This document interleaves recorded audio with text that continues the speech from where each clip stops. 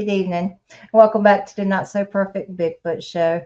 Tonight I have a very wonderful guest. I find him very intriguing, and he does have a story to tell, both in life and about Bigfoot, Sasquatch, whatever you may call it. Ron House from Pennsylvania.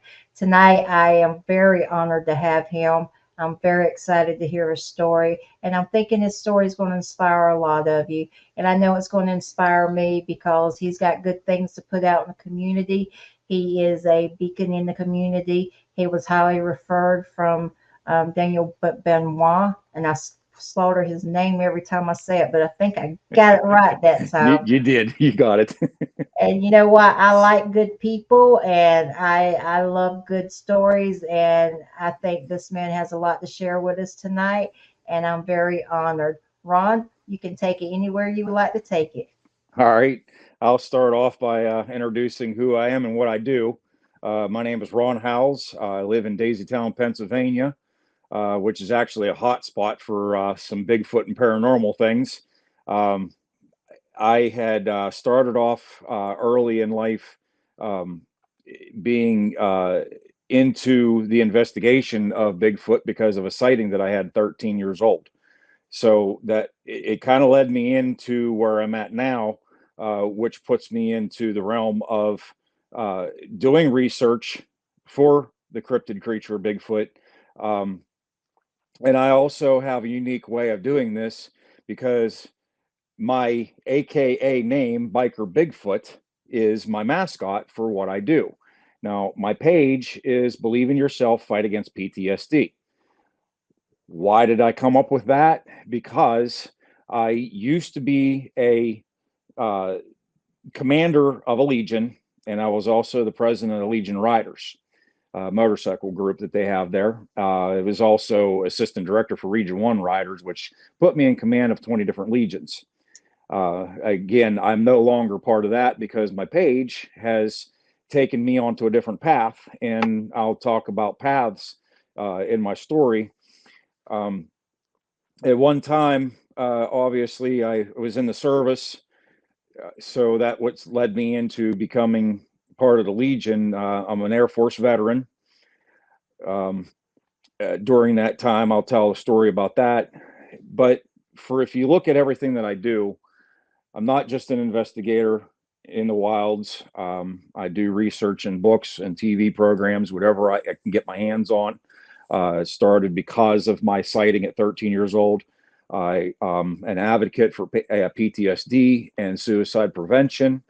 I also do promotional work for the shows that we do around the country, mostly done in the PA, West Virginia, Virginia area, also in Ohio. And just this year, I've expanded down to North Carolina and Tennessee. It's just anytime I can get myself further and further out there, it makes me happy because I love telling my story. Um, I also can say that I am a character of so to speak, because the biker Bigfoot is a representation of everything that I do, and I'll tell you the story behind that. But I'll start with the 13-year-old sighting first. So on a family farm in Deemston, Pennsylvania, I grew up there. We had a sheep farm, a couple lakes, and I had a three-wheeler. You can imagine back in those days, a lot of people had three-wheelers. But I'm driving the perimeter of the farm, and I'm heading back this one trail back to the woods, and there's an opening that goes the fence line through into the woods. And for some reason, I just had this notion to just stop the bike before I enter the woods. And I once I shut the bike down and I looked over to the entrance, I knew why, because there was a Bigfoot standing there, Oh, and it was, I would say, approximately about 8 feet tall. It shined its red eyes at me, and it gave me a nice deep guttural growl.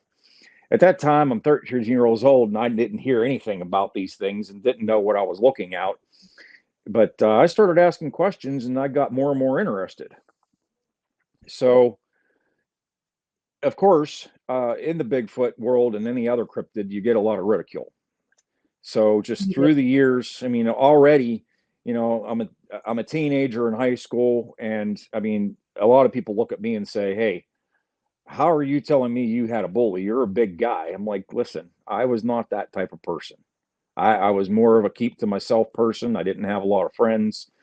So it's just like, people looked at me as saying, hey, we can go after this big guy and make ourselves look good. So I was bullied a lot. So, and it caused me a lot of trauma, and kind of kept to myself a lot. Uh, just childhood wasn't, so to speak, the greatest. And I dealt with it the best way I could. And I got older, and I still had this sighting in my mind. And I graduated high school, and just about the time that I was getting close to graduation, I heard about this investigation that was going on. Where else does it happen? Right here where I'm living now in Daisytown, PA. It was all over national news back in the early 90s. I graduated in 92, and it was all over these woods behind my house, where in Daisy Town is an old coal mining town. So there's what everybody calls Mine Hollow. Is There's a whole bunch of houses on the hill behind me, and other homes down here that were all uh, residents of, they were miners that worked for the mine. So there's all kinds of mine entrances and everything back there. So hearing about that, and it was close to home, and also being the fact that I had my sighting on the farm, I started getting even more intrigued, and I started asking more and more questions as I got older. So, life took effect, and I had to get a job, and work wasn't going the greatest. So, one day I decided, you know what, I'm just going to join the service. I was 22 years old, and I ended up taking flight down to Lackland Air Force Base in Texas, and made it through 0 week because I was there early. And second day of basic training, we were on 2 mile PT run. Now, mind you, I went in there to face fears because I was afraid of people yelling at me. I would kind of seclude myself, and kind of like shell shock. Any veterans listening, you know what all that is about. Um, so I was like, I'm going to go face my fears. I'm going to get in a new life for myself, and I'm going to get in shape. I was all about wanting to get in shape, and it's just a change in life, you know. So second day of basic training, we're out there on a 2 mile PT run, and I was not going to be one of those guys laying on the ground passed out, getting yelled at by the sergeant. So I pushed myself to the end, and bless you, Bless you, and Christine. and so I made it back, and I was out of breath. And mind you, if anybody knows about Lackland Air Force Base in Texas, Texas is a dry heat. So when you sweat, you're not really sweating. It dries before it leaves your body. So that's a big factor that plays in the human body, that for you to sweat is to cool you down. I was not able to cool down. Now, I was so out of breath that I couldn't even get a drink of water. And like I said, I'm trying to get in shape. And, I had two experiences as a child. I almost died 3 times whenever I was a kid. Oh, And goodness. so, I was born with a heart murmur. I had to be incubated. After I got out of the hospital for that, I was back in the hospital for collapsed lung. Uh, After I got out of that, several years later, I think I was 7 years old, I walked into the barn, and a bale of hay came down and knocked me to the floor, knocked me out. I have a scar on my lip, and like split my skin open on my head, and it caused me some neck pain that I've had for years. And it's just multiple incidents over the year has happened. So here comes the severe one. I'm standing here trying to catch my breath from all, having these lung problems as a child. And I'm standing there, I'm hunkered over, I got my hands on my knees, and I'm trying to catch my breath. And what do I hear? Attention, hut. So I went to attention, and down I went. I was dead right there. I had a heat stroke and died. Oh, goodness. Yeah. So, my temperature was 109 degrees. I was dead for 5 minutes, I think it was. and I was unconscious for 3.5 hours. So what did they do? They take me from a heat stroke to hypothermia to save me. So now my hypothalamus is all messed up from that. So it's like extreme heat Shoot. and the cold. I have a big problem with, and here I am in Pennsylvania, and I got both ends of it, you know. So it's really hard sometimes to deal with. It's gotten a little bit better over the years. I've gotten ways to manage with it, and I'll explain some of that too as I go along with my story. Um, but you know, I tried to stay in and get rehabilitated because Mhm. it was kind of a hard story. People couldn't believe what I said to them whenever this happened. Um, I woke up in the hospital the next day, and I remember waking up from the heat stroke. I had total paralysis. Like I could not move anything in my body. I was paralyzed, and they came in and they were checking on me and stuff. I don't remember any of it because I wasn't awake yet. I had seen myself laying on the table. I had an out of body experience, and I saw the doctors and nurses working on me, and then all of a sudden everything went black, and I'm back in my body. Now, if anybody's ever seen the opening credits to the movie Alien, where everything's like squished, that's how it all looked to me whenever I opened my eyes. So it's kind of like my brain was trying to reboot, and it was the doctors and nurses come running over to me. They're like, "Oh my gosh, he's awake!" And so I spent probably about 16 hours in paralysis. The next day, I was in I was in recovery after that, but I ended up getting moved upstairs to a room, and the next day the doctor come in to check on me. Here I was getting up out of bed to go into the restroom, and he stopped Wow. dead. Yeah, 24 hours after dying, I'm up, you know. So he comes walking in. He stopped dead in his tracks when he seen me getting out of bed. And he's like, "Oh my gosh," he says, "I am looking at a miracle right now." And That is true. I said, "Pardon me, what do you mean, sir?" And he explained everything that happened to me, and I was like, "Wow," you know. And he says, "So you died, and you should first of all, you shouldn't be here, but for some miracle you made it through this. Second thing is that you could have been was a vegetable." And he says, "You're obviously not a vegetable." And he says, "From testing," he says, there's no signs of brain damage." And I says, "Well, that's still in question." And he started laughing. That's, He says, and you "Well, had humor. he said, I see your sense of humor is still intact, so I guess we're okay." I was like, "Oh, I'm so sorry. I didn't mean to be cracking jokes. I was in the service," and I was like, "Oh, sorry, sir." He's like, "Listen, you just went through a traumatic experience. You're in the hospital. Don't worry about it. You don't have to be like all military right now." He's like, "Okay." I was like, "Okay, okay, calm down." So he looks at me and he says, Wow. "You have two options." I said, "Okay." He says, "One," he says, "I can fill out your paperwork and I can send you home. You'll be on our first flight that we can get you out of here. You'll get an honorable discharge and everything that comes with all that." I says, "Okay, what's the second option?" And he says, "We can put you in medical hold, get you rehabilitated, and get you back in training." And he says, "It's your choice. You know, it's no harm, no foul. What you went through, it's no big deal." You know, and I looked at him dead in the eye and I said, "I didn't come here to quit." His mouth dropped. He says, "Are you sure? You know, this is like a traumatic thing, you know?" I says, "Absolutely. I did not come here to quit." So they took me over to medical hold, and I started my rehabilitation, and wasn't working. I ended up back in the hospital 7 more times. Just my body was not ready. You know, that was such a traumatic experience that my body says, you're not ready for this." So, you know, one day I finally went to the surgeon and I said, I was tearing up. I was like, I'm sorry, sir." I says, "I need to see the chaplain." I says, I can't do this." He says, "No." He says, "I got record of everything that's been going wrong with you." He says, "How many times you've been to the hospital and you're still here? I'm surprised you haven't come to me sooner." You know, He says, get you out of the chaplain, we'll get your paperwork and get you home. I was like, okay.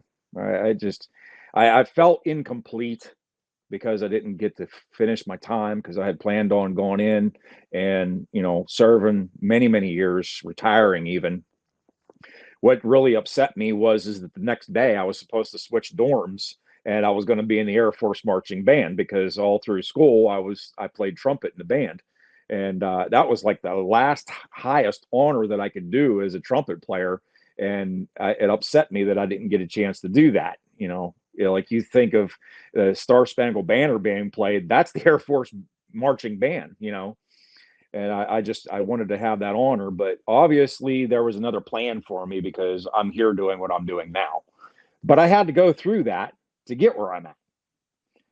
So Can I ask you, do you think when you were making that run, do you think you were running against everything that you've ever come up against in life at that absolutely, moment?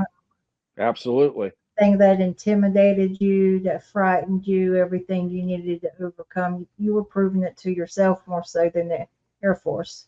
I was absolutely trying to prove that I could do what I set out to do. And that's why I didn't give up so easy.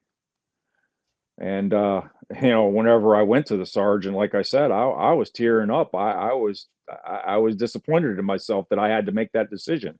But I know medically I just couldn't continue. What did you learn about yourself in those moments? One, that I know that I know not how to not give up, but also whenever it's time to say enough is enough, I did it. So whenever you make that decision that you may have to make a change in yourself, and sometimes what you think that you're going to do isn't working, then you have to make a different change, make a change and go a different direction. That's what happened. Ron, you went out with your boots on, buddy. Yeah. The way you did, you went out with your boots on, I and may have never got the chance to hit that battlefield, but I'm battling a different fight, and I know that's helped me into where I'm at now. I think, and I'm not in your shoes. I can only talk about how my life went in my shoes. I think we all have a purpose and a place in life, even though at the time we don't understand that road. And sometimes the very things that we love get taken, or that we desire the most get take.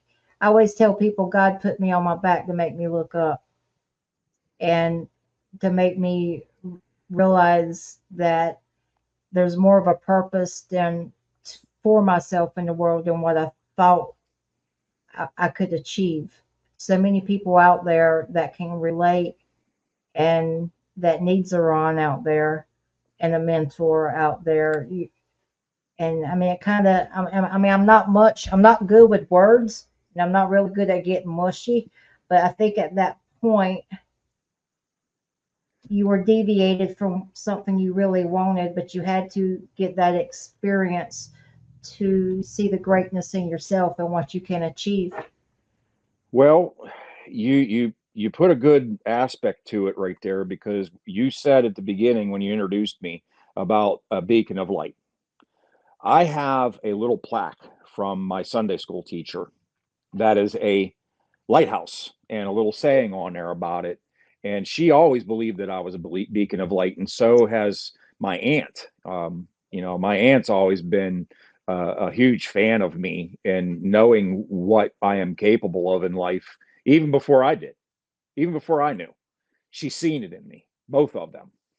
And until recently, in the past couple of years, ever since I started doing what I'm doing, I didn't have any clue where my life was going to go. I had no clue what my purpose was. And I strongly believe that everything that I have done in the past, whether right or wrong, has led me to this point. Ups and downs and the bends in the roads give you the character that creates the Absolutely. man or a woman. Absolutely. And I think that beacon of light in your Sunday school teacher was dead on it, brother. So when you were 13, can we step back for a moment? Sure. when you were 13 and you had that experience.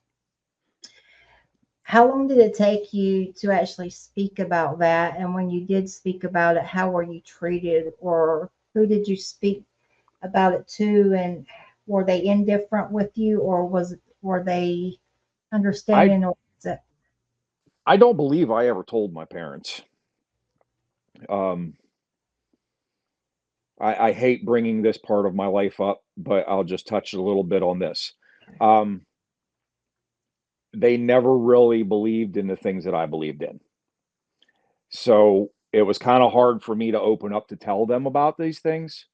That experience just was not something that I could say. Now, it took me maybe weeks before I actually spoke to who I thought was a good friend, the only person that I really spoke to about things. And obviously, a friend's going to ridicule you Mhm. in a certain way, but then there was the other people that overheard the conversation, or I did speak about it. There was ridicule. It's, oh, you didn't see what you thought you saw. It's just every aspect of what you would think was being said was said.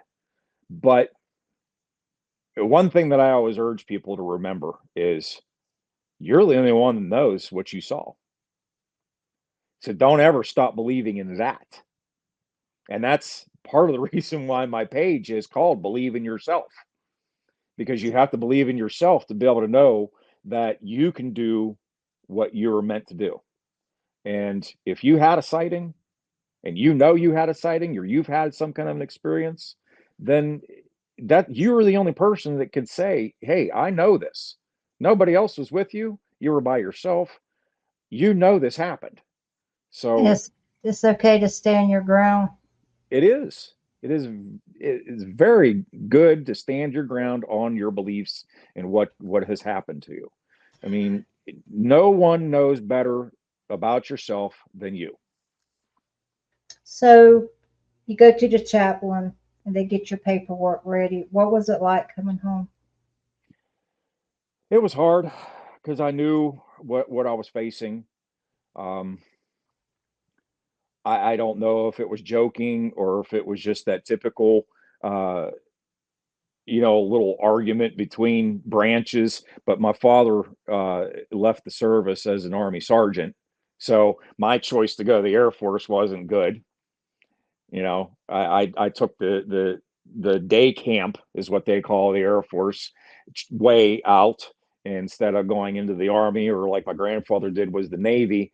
Uh, and I quit. That was But what you I was did. told. I quit. I gave up. I couldn't handle it, and I quit. But that's not the case at all. Um, I knew when my body said that this is enough, you can't do it. And that was a decision that was probably one of the hardest in your life at that It point. was. It was because I knew that I was trying to make something better for myself. There was achievements that I was trying to reach, and I could not make them, and it was hard. Do you remember? I think it was Eisenhower says it is not the critic that counts, nor the man that points out how the strong, nor the strong man that points out how the. You know what? Let me find it. When I was a cop, I used to have it on my locker at work, and I would read it every day. And but while I'm looking this up, you that breaks my heart, man. Um, okay, here it is. So this is what I used to have hanging in my locker. Tell me if you've heard this one. And daggone it, Google, you just done and messed up. Um, let's see. Says Theodore Roosevelt wrote this. It is not the critic who counts, not the man who points out how the strong man stumbles or how the doer of deeds could have done them better. Better, the credit belongs to the man who is actually in the arena, whose face is marred by dust, sweat, and blood, who strives valiantly, who errs and comes up short again and again, because there is no effort without error or shortcoming, but who knows the great enthusiasm, the great devotion, who spends himself in a worthy cause, who at the best knows in the end the trump, trumpet of high achievement, and of who at worst, if he fails, at least he fails by daring to do so greatly, so that his place shall never be with those cold and timid souls who knew never victory or defeat. I used to read that every day because I was always told I would fail. How does that resonate with you? That's you. That's That exactly you. that's I look at that in a very I can sum it up in a very simple phrase. It's not how you get up from where you fall. It's that you got up and you move forward, you push forward, and you fought and kept going. I have a lot of respect for that, Ron. You stepped into the punch when a lot of people would have backed out of it. Much respect to you. Thank you. I'm much respect to It's you, brother. it's I kind of it's kind of funny that I'm in what I'm in, that I'm out there speaking in front of people and telling these stories because when I was in school, I had a hard time getting up in front of people. I even joined drama class to be able to do this. And I got up there and I did. I got up on the stage. I was very nervous. I would do my part in the play. I was first chair trumpet in band. I did field performances at the football games. We went and did competitions. I was in district and county choir and band. I've done a whole bunch of different honors as far as that's concerned, trying to push myself to the next level to get myself over these fears. And because I was always looking for the acceptance of people and getting people to like me because I was such a ridiculed person. I was always bullied about things. And the funny thing of it is, my senior year, I did a solo at my last concert, and the guy that I was always bullied with about fell out of his chair cheering for me because he thought I did Wow. such a fantastic job. I was bringing tears to his eyes and he was cheering. I was like, yeah, that was a turn of events right there. And from that day forward, everything, there's been downfalls, there's been uprisings, there's been plateaus. It happens in life. We all experience those. But going back to what I said, it's how you pick yourself up and move forward is what defines you. And to just to have your down day, but you pick yourself back up and you move forward and you're out there pushing forward and doing the best that you can in life and doing what you can for yourself first. Because if you can't do for yourself first, how can you do for others? But I struggle with that a lot myself because I'm dealing with the PTSD that I've got from over the years, and it's kind of a healing for me to get out there and do this stuff to help the people. So me saying that I was scared to get in front of people and now I'm in front of people constantly. My first speech about PTSD was in front of 450 people. Wow. And I walked up there and I did it like I've been doing it for years. You knew then, standing in front of 450 people, what you were meant to, where every heartbreak, where every disappointment, where every letdown, every time you had to stand back up, wipe the seat of your pants off, and take another step that sometimes was hard. You knew why at that moment. You knew why.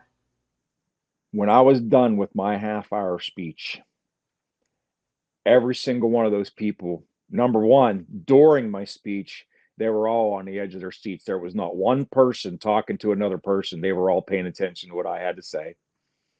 And Daniel witnessed this because he recorded this very first time of doing this. He sat in the front row and he recorded this for me, and it's on the head of my page. Um, it happened in Sutton, West Virginia, at the Bigfoot conference. And I'll tell you how this had ended up happening. But Dan sat there and he recorded it while he watched the crowd, and he said every single person was paying attention. He said there was veterans that were tearing up because they knew what I was saying. They have experienced this stuff. And when I was done, I'm pretty sure I had a standing ovation because everybody was cheering. I tell you, to go from what you just said and stand there and tell my story and talk about my mission and remember everything that I've been through and being able to stand in front of that crowd the way I did and just say it like I've been doing it forever, and to get that reaction, boy, that hit. What a I I, validation. I wanted to cry. I did. I really did. Um, so how that happened was, so we'll step into this next part of this. Me being a commander of the Legion, president of the Riders, I'm around all kinds of people. Of course, like I said, I was in command over 20 different legions as assistant director for Region 1, um, which is southwestern Pennsylvania area. Uh, so I became friends with a lot of these people. Now, if you know anything about the Legion, we would go to funerals for the fallen. One year, I was at 4 funerals for suicide. Uh, that kind of hit me. During that time, I went to Pittsburgh to get a tattoo. And while I'm sitting in this parlor talking to the artist, I got to know him through the internet. It was a friend, a tattoo artist of a friend, who got me turned over to him. And I went down, and that's this one right here.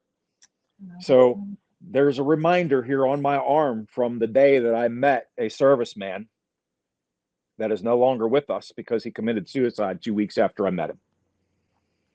I heard his story, and I will never forget him. And I told this story anytime I do my speeches. Is when I'm sitting in this parlor and I'm sitting here talking to this young gentleman. He was a survivor of an RPG, the only survivor. So what is that? PTSD, survivor syndrome. He dealt with it every single day, and his reminder was this digit was gone. Couldn't The get away RPG, from it. he can't. Every time he'd look at his hands, that digit's gone. It was a reminder of the loss of his brothers. Everybody in his platoon got killed by that RPG. And he didn't feel it fair that he would live. I didn't talk to him about the story. I got the story told to me by the uh, the artist, and all I did was just sit there and offer the guy some good conversation. And I told him, I was a ex-serviceman and everything, and we related a little bit, and we just had a nice little gab session while we're getting our artwork done. And so yeah, I'm friends with the artist online, and 2 weeks later, I saw Rest in Peace, and I was like, this is rough. I can't believe that I sat there talking to this guy. I can't believe that I'm going to these funerals and I'm seeing. I mean, it's one thing that an elder passes away. Okay, it's life.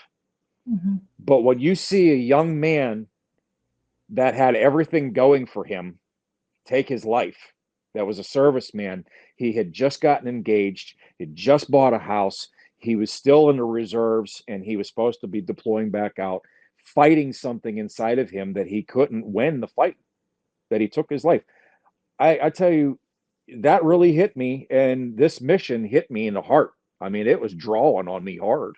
And I thought at that time, because I had these positions in the Legion, that this was the opportunity for me to get out there and do something even further than what I'm already doing. And, it's just, there it is.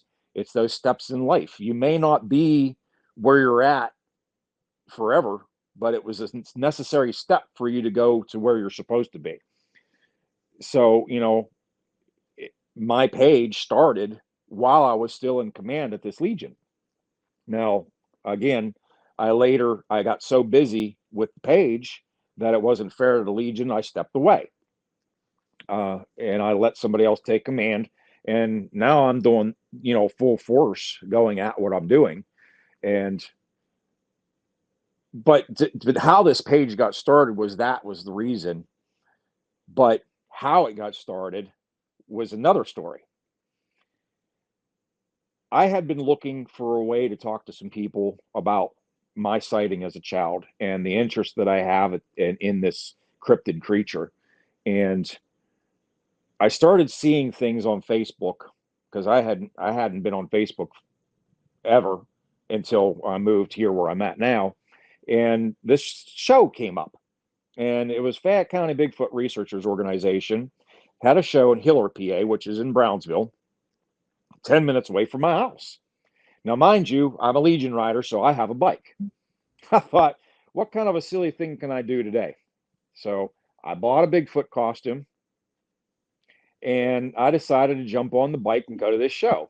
Well, now thinking about this, I know you're already laughing about this, but thinking about this, I was like, okay, so my bike and this costume are not going to mix.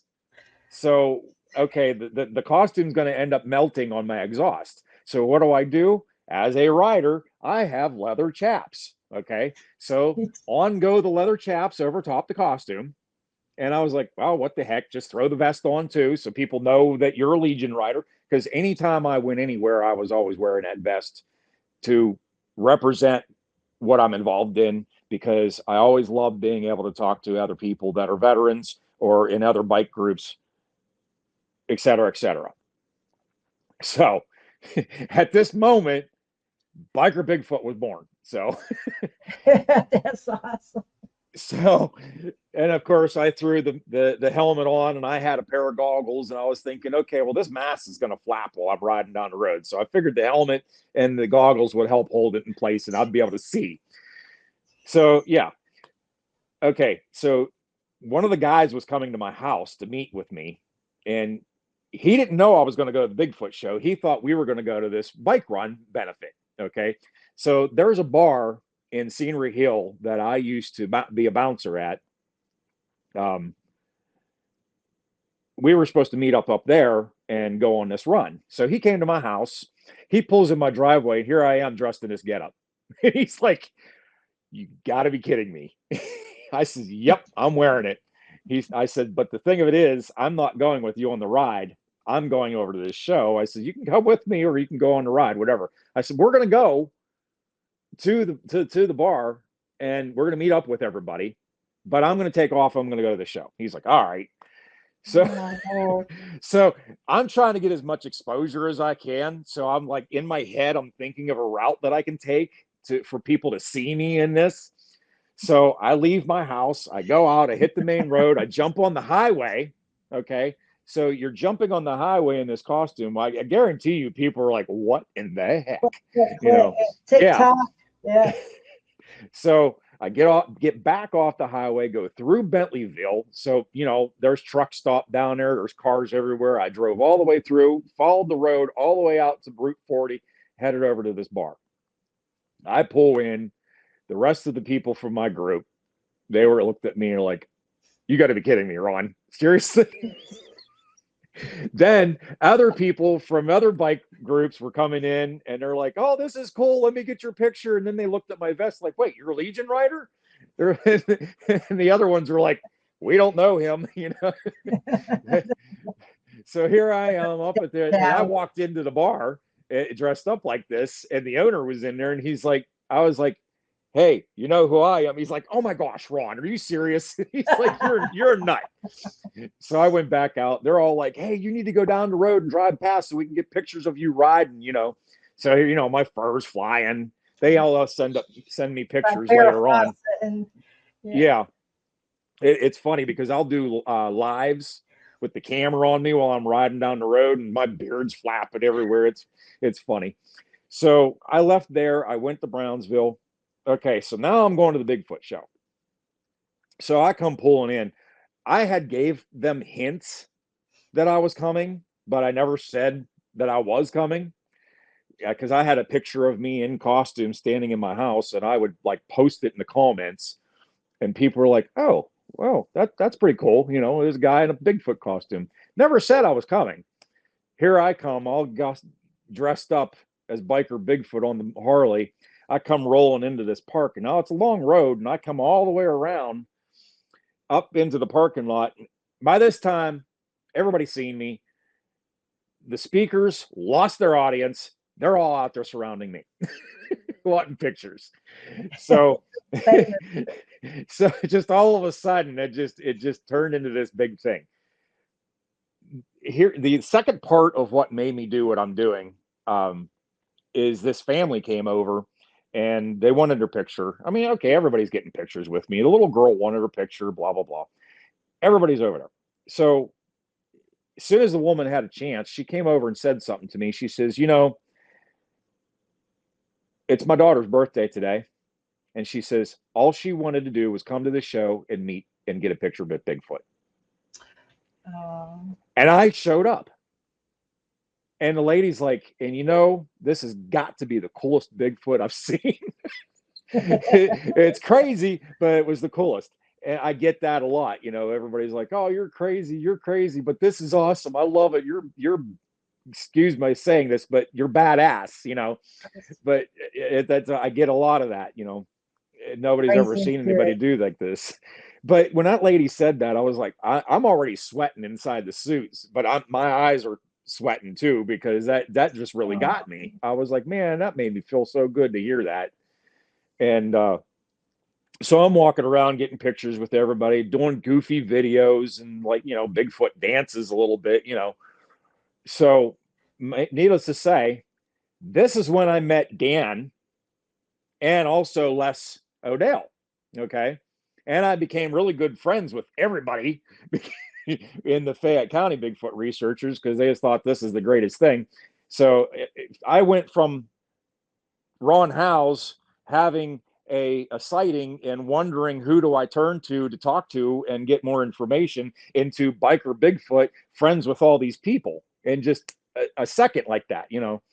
So Les Odell comes over to me after I get out of costume, and he says, listen, he says, that was the best thing I've seen ever. And then he finds out that I have a cause. So I go to Fayette County shows dressed up like this. I drove all the way 45 minutes away to another show that they were having, and I rode right into the building. They were having it at a fire hall, and I says, hey, I'm going my way. Get the garage doors open. I'm coming in. But I started talking to people, and Les Odell finds out that what I'm doing, I because after that show of the mother telling me what she said, and me having this mission, this stuff going on in the Legion, and me being in command and stuff, I was like, this is just an opportunity for me to just use this Bigfoot character as a platform to help people, because it gets so much people involved, because they're like, this is awesome. And then whenever they see my vest, because at that time I was using my Legion vest, and people were like, what, you're a Legion rider, like, what's going on, blah blah blah blah blah. And I would tell them my story, and they're like, oh my gosh, this is awesome, you're using Bigfoot as your platform to get people to recognize the mission that you have. That's my mascot.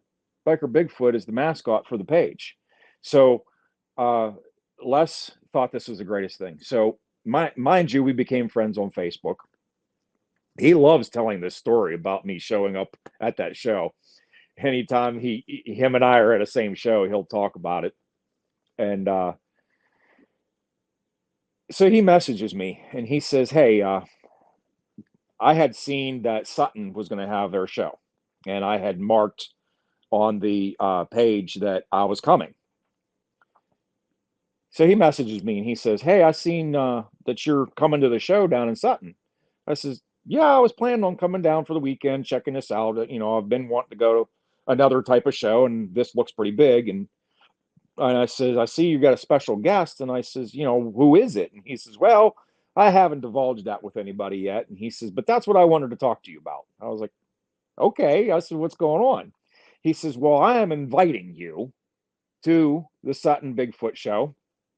He says, how would you feel about speaking at the conference on Friday night before the festival? I said, absolutely. I Yeah. said, this is a huge opportunity, to get my mission out there. He says, talk about your sightings, talk about your mission, get it out there. I said, okay, great. And he says, I'm not very good talking in front of people. He says, so I also want you to introduce the special guest. I says, oh, okay, great, I'll do it. Yeah, guess who the special guest was? Who? Dr. Mildrum. Okay. I was like, are you serious? I said, yeah, I will be there. I will do this. This is awesome. So I get a 15-minute segment to tell my story in front of this crowd, the same crowd I said, 450 people. And then I get to introduce Dr. Mildrum. That right there was the pinnacle of the change of my life. Thank you, Les Odell. That was him that did it, because he's highly involved down there with the West Virginia Bigfoot Museum in Sutton, and he has a lot of his work there. The story he has donated a lot of his investigational information and his footprints cast. So a lot of that stuff's down there. There's pictures of him and out on his investigations and stuff. And he's just become a great friend, a brother to me. Uh, Daniel as well, and it just grew from there. Like, Dr. Mildrum was blown away because whenever he stood up to come up after I introduced him, he was like, "How do I follow that?" I was like, "What? You're the Dr. Mildrum. You got this." Do you Like, do you think at that moment there was some kind of burden that was lifted off of you, or a weight that just come off of you? for me to be able to let this out to everybody, absolutely, absolutely, because that began my healing. I look at every opportunity for me to be able to speak in front of people and tell this story as a healing for myself, whether it is in front of a huge crowd, a small crowd, or just individual people, or podcasts, obviously, because I love interacting with people and telling this story and getting their story and sharing with them what change. Like, this is a perfect example. Like, this is a pinnacle of the change for my life. It can happen to anybody, you know, reach for your goals and go for them. So, and you've been doing this for how long? 3 years. So, through all the people that you've met, the crowds, individual people, I mean, the kids, the people that, fellow servicemen. And by the way, thank you for your service. Thank you for, My pleasure. yeah, I'm still serving, obviously. absolutely. That's the way I look at it is, my Abs- time in the service stopped, but it didn't stop because I'm out here doing what I'm doing. your But time don't stop in here. Just like law enforcement didn't stop because I was no longer fit to be a law enforcement because my head trauma. It don't stop. Um, you are who you are, and anyway, um, I can't.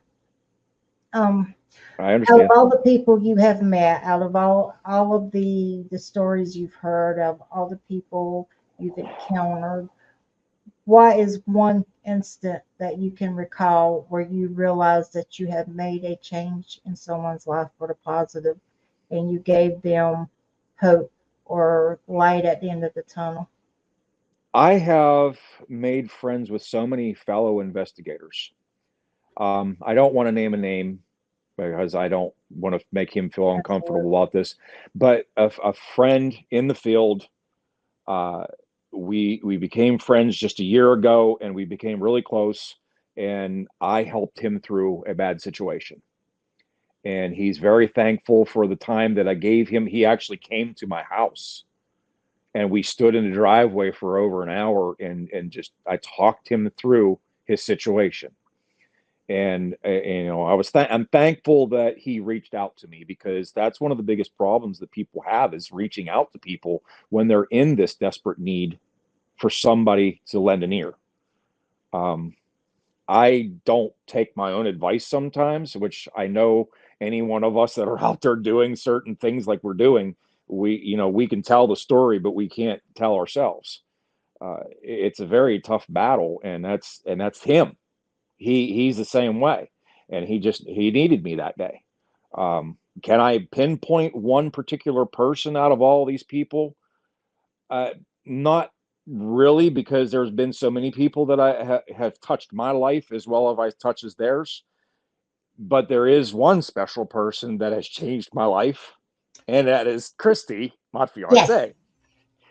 Uh, I was waiting on this moment. I was uh, trying to get her with you, but she had work to do. So, it has been a huge change in my life because obviously people go through life. We meet people, we think that they're going to be with us, and they're not, whether it's a friend, a relative, or a partner in life, and it doesn't work out. um, Her and I both came from that background, uh, and so many times that you come across this situation with people that you don't mesh with. uh, Ever since I've been in this field, it's kind of like the people that I used to be with weren't really in it with me. It mhm. was like I always went off and did this myself, and they stayed at home. And I always thought to myself, I was like, it would be better off if I could find somebody in my field so I could relate with this person.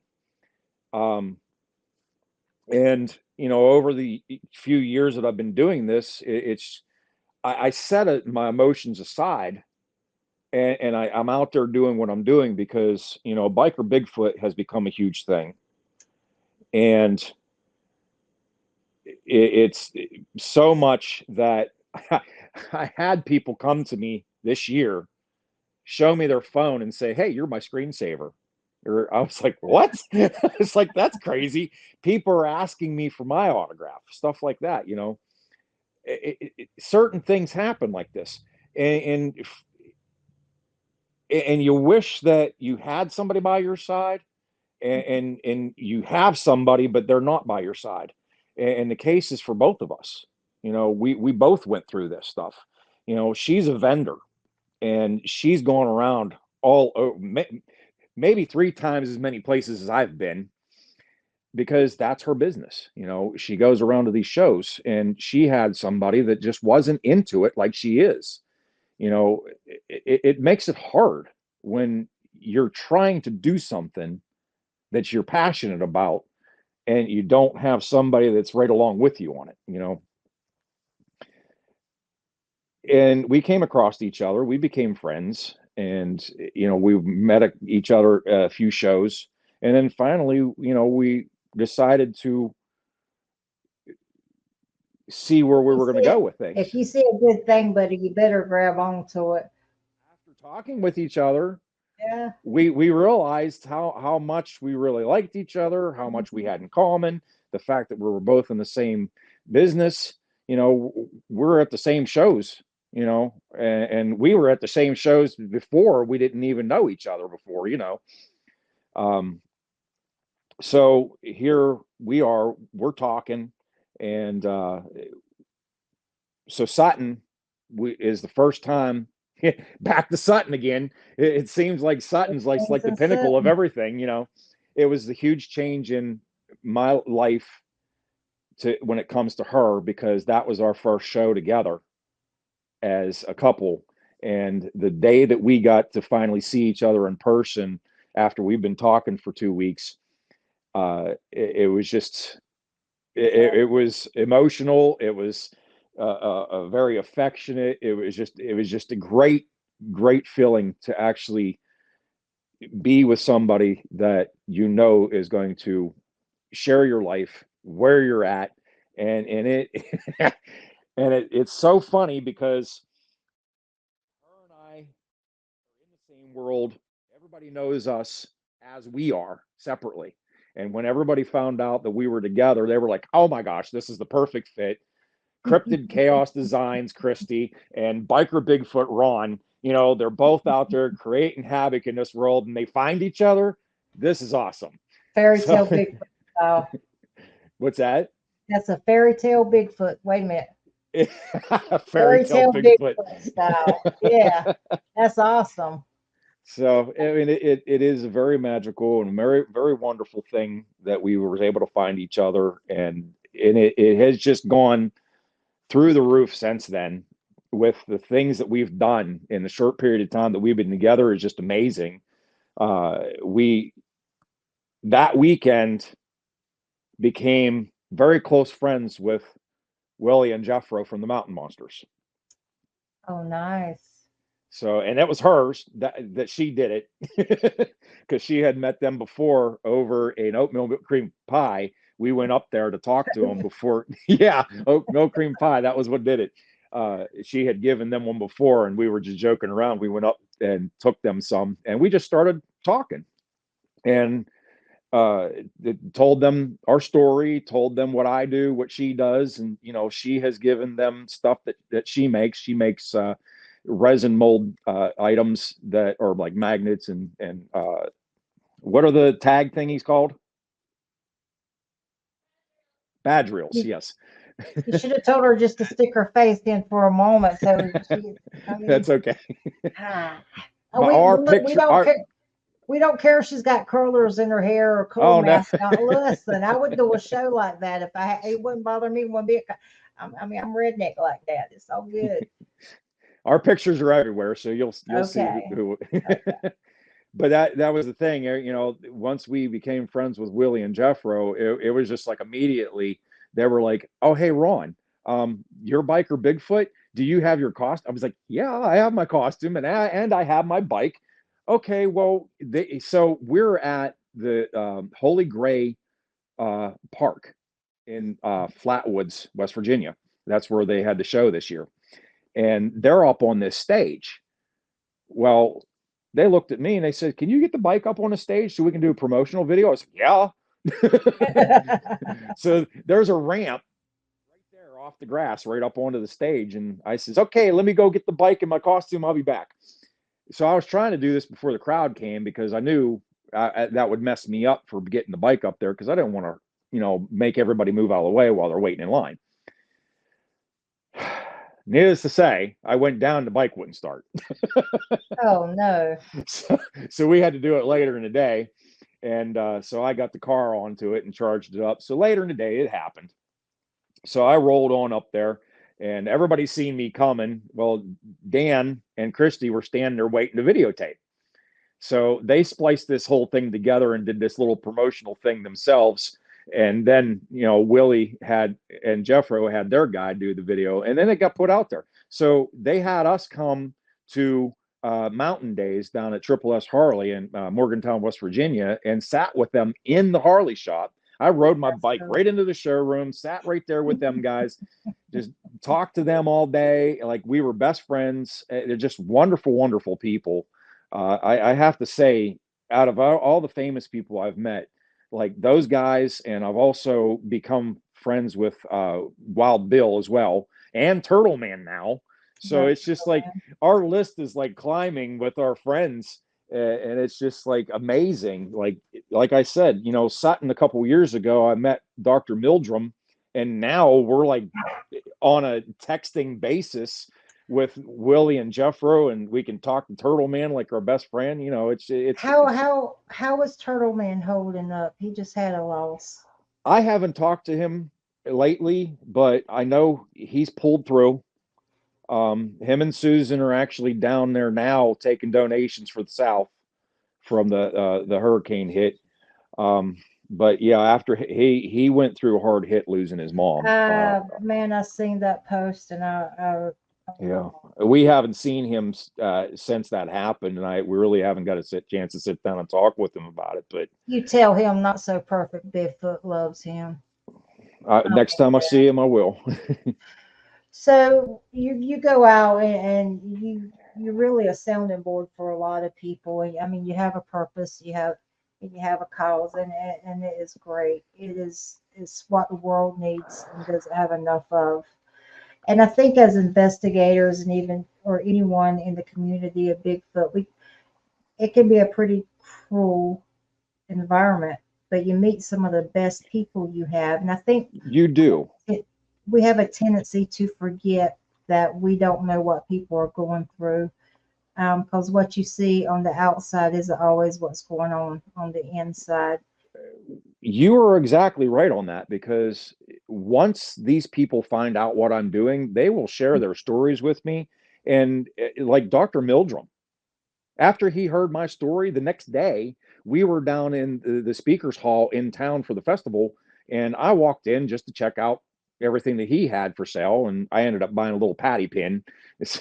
And we were just standing there talking. He says, "Hey," he says, "is it okay if I share with you a PTSD?" I was like, "Yeah, this is awesome. Like, here I am idolizing the man, and now he's telling me a story about what has traumatizing incident in his life." I was like, "Wow, this is great. Yeah, Like, what a turn of events. This guy is asking me to talk. it's good to see the It's human side of people. Yes, I have a high respect for Dr. Mildrum. He has done so much out there in the community of the Bigfoot world, and still is. And I was so scared for him whenever I found out that he had to get life lighted off of the cruise last year, the Alaskan cruise thing that Yeah, he was on. Oh my gosh, I reached out, and like they shut down media because they was having so many people reaching out to him, but he was at Sutton this year, and I talked to him, and he seems to be doing really well. I guess they did another cruise this year. I'm hoping one day to be able to get on that cruise, and he has yet to see my Bigfoot side, but he knows about it. But it's again, with the same thing with Will and Jeffro. Just sitting there talking to them like normal people. I mean, you see these people on TV, and a lot of people just see them as celebrities. We actually see them as family now. You know, we it's we so family so much that they were involved in our engagement. oh, detail. Well, I we knew that we was planning on getting married from the day that we met in West Virginia, Wow. and we even talked about it on the phone prior to that, because they do Bigfoot weddings at Sutton Bigfoot Show, and it just so happens that the officiator dresses as Bigfoot is Christy's friend. She's known for a while. Oh my so, goodness. so we had this big plan that we were going to meet that day, and then we was going to go down to the museum and tell Laurel. Well, Laurel was the pinnacle of us letting people know, because we were nervous about letting people know and being in the public eye as a couple, because as separate people know us. So we went down and we walked in like, "Oh yeah, hey, how are you doing?" Like we weren't even there together. And I looked at Laurel. I says, "Hey," I says, "I got something I need to talk to you about. You got a minute?" And she had ducked into the other room, and I says, "Can I come back there and talk to you? I really need to talk to you about something." And she's like, "Oh boy," she says, "I can't take any more bad news, Ron." She says, "But come on, you know." And so I walked back in, and she's like, "So what's going on?" I says, "Well, I've got something I got to tell you." And I was kind of down about it. And then Christy come walking in behind me, and she's like, "So what's going on?" And I turned and I looked at Christy, and I didn't take my eyes off of her, and I was waiting. And Laurel just about jumped out of her skin with excitement. She's like, "Oh my God, you two are together? This is perfect." So she about jumped across the table trying to get to us to give us a hug. So we got her approval. So we had talked about marrying at the Bigfoot show next year, but we have to get engaged first. So I had this thing in my mind. Okay, how am I going to do it? So after we started getting closer and closer with Willie and Jeffro, and they were like the beginning of us meeting up in West Virginia, that was one of the first things we did. Was we went up there to talk to those guys. Well, after the Laurel thing, um, and I was like, okay, well, we're friends with them. I'm going to have to get reach out to them and get them involved in the engagement. So I did. I reached out to Willie, and he talked to Jeffro, and I was going to do it at Ohio Powell at the waterfalls, but we have a diabetic dog, so our time Oh, frame to go to the show that we went to do this, because they were at Benner's Run Campground up in the mountains up at Farmington, PA, which is a couple minutes away from Ohio Pow. And I had messaged them about meeting after the show over at Ohio Pow, and somehow I was going to get them involved in doing the engagement. And so we were like, okay, well, the time frame's not working, so I'm just going to have to figure out a different way to do this. So I messaged Willie and I said, guess what? We're doing it at the show. He says, oh, okay. And we'll figure this out. And he says, we'll talk when you get here. That's going to be fun. Trying to talk to them, while she's standing there. So I got her distracted. And here, Gwendolyn Purcell ended up being there, which is another good friend of ours. So she comes over. She's like, oh, you're friends with those guys? I want to go get their autograph. I'm like, okay, let's go over and talk to them. And I was him-hawing around about doing it because one of our other, I hate talking about this, I don't want to upset her. Our other dog was sick, and I was kind of leery about doing it because I didn't, she was down and everything, and I didn't want to upset her.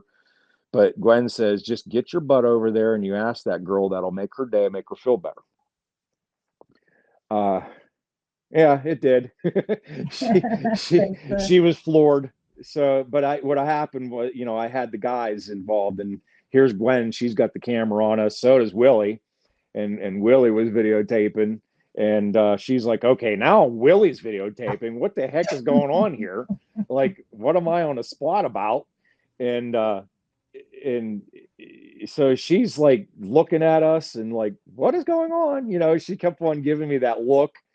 She's like, what are you up to? And I was like trying to signal Gwen. I said, get over on this side so you can get Willie and Jeffro in the video, And it all worked out great. It was wonderful.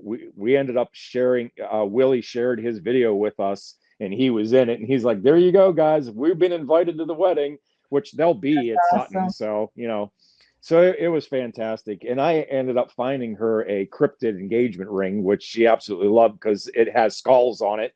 And as you can my house has blown up in cryptid chaos because, because she has a mascot that's Mr. Bonesy, and he does photo shoots and everything else. And I have a baby Bigfoot that I had found at Walmart, and that's actually what got us started to talk, because she's like, oh my gosh, you got a junior, and oh my gosh, you got a bone, because I have a Bonesy too. And then when she moved in, we just our family grew. We got little miniature Bonesies. We got a 10-foot one outside. We got a 7-foot one in here in the corner, and mine's out front being all scary and stuff, holding the sickle. I was looking at her decor. I said, but yeah, the house blew up in cryptid chaos. She went crazy decorating. So you go, girl. She said, you go, girl. But I have a spare room attached to the house, and it blew up in cryptid chaos in there because that's her studio and where she does her design work and her office work and stuff. And I'm figuring out a way to make my office and stuff like that, because I'm planning on doing a podcast myself for the PTSD and the investigations and stuff. Something else that I had let slip on Bill Rigby's show is that I'm working on a show. Okay. And it's going to be near where I live, and it's going to be a PTSD event where, over the years of me doing this, people say, hey, you're doing this for the veterans. What about the families? I'm like, absolutely. I listen to people's comments. I listen to people's ideas, and I'm like, okay, you know what? Just because I'm a veteran doesn't mean I have to stick to veteran things. Mm-hmm. So yes, absolutely. Veterans' families are suffering from this as well, because they're sitting there right by their side, being their support system. So they're suffering with them. Whether they're still suffering with it or if they're suffering from the loss, because that battle is a tough thing. Then I'm like, wait a second, I'm Biker Bigfoot. Why am I not helping people in the cryptid world? Because if you have a sighting, aren't you traumatized by that sighting? in any way, manner, shape, or manner? Yes, Mhm. you are, because there's a lot of people telling stories. I won't go back into the woods. You know, I won't go into that house because I had a demon in there, or Mothman scared the bejesuses out of me. Just Yeah, any sort of thing in the cryptid world. Yes, there's PTSD, and not only do I have friends that are in the cryptid world, but those friends in the cryptid world are either veterans, police, ambulance, fire, 911 responders, EMTs. Gwendolyn Purcell's an EMT. You're an ex-officer. and I yeah, have veterans all through the aspect. So my PTSD veteran thing just blew up to everybody.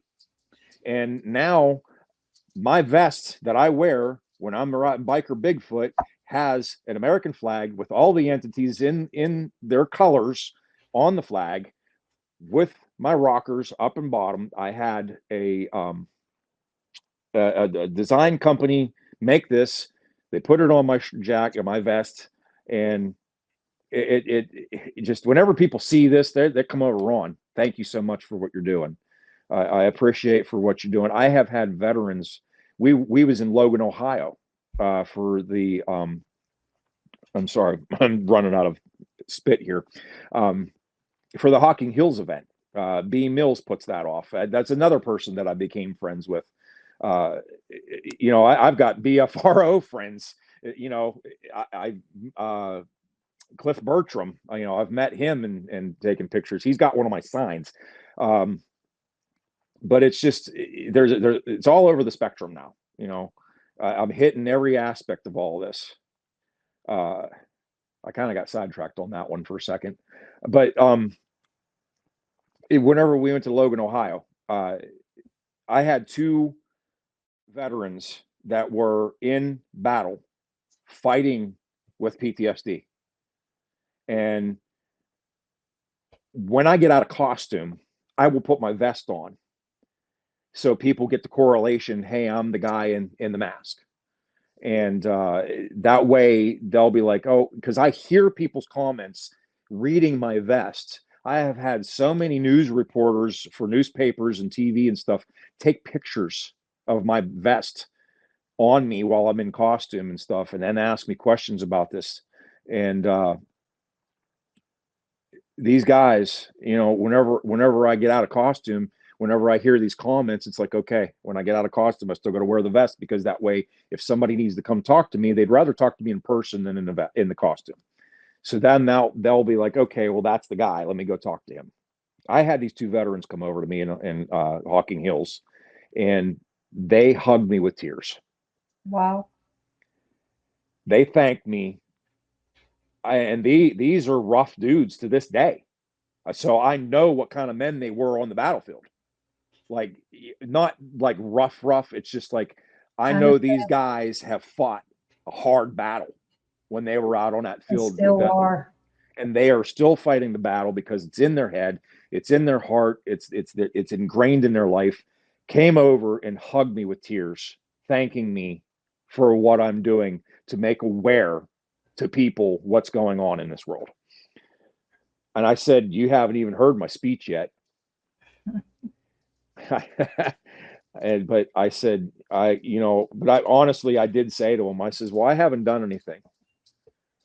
I said, I haven't done anything yet. I said, I'm still working towards the things that I want to do to be able to help people. He says, it doesn't even matter.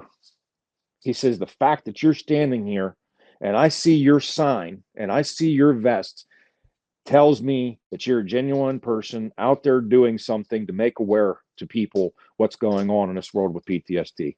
He says, that's what I'm thanking you for. The awareness that you're putting out there. I'll tell I you started something. I started crying. There are a lot of people that feel left behind and forgotten. And And those are the ones I'm trying to reach.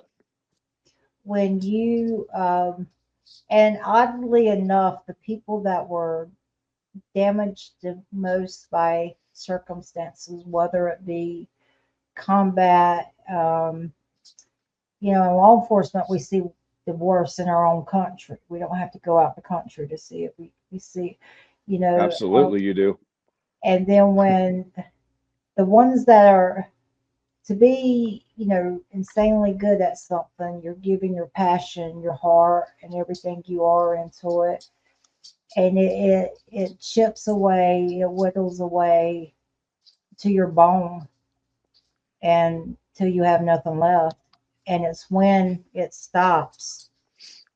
It it's almost like if you could continuously stay in the environment and deal with it day after day after day after day, it becomes your norm.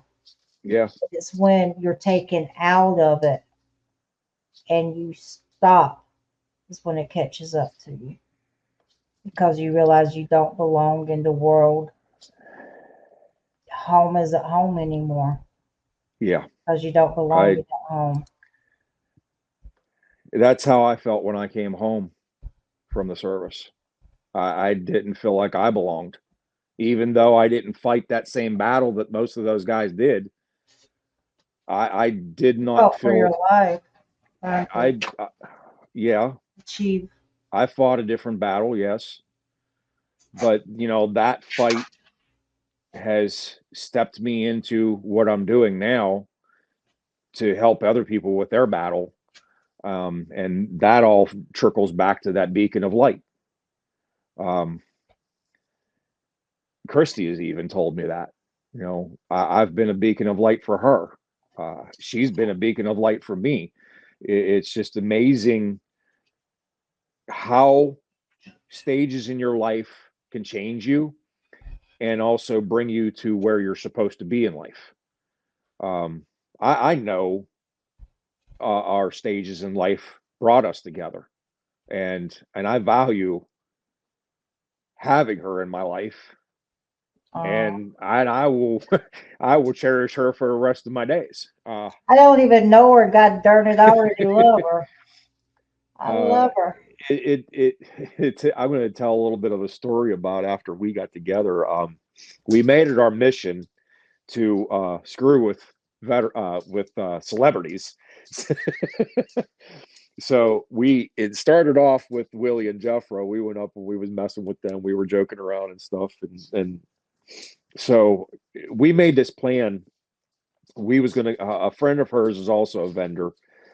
He was going to be at the Bigfoot conference down in Tennessee, down in Gatlinburg. So we made a plan to go down there for a week vacation, and then at the end of the week we were going to go to the conference. So ever since we've been together, we've been sharing pictures of stuff that we've been doing. And when we went to Tennessee, it was like every day, like we would share what we were doing. And she looked at me and she's like, "Do you think that we're oversharing?"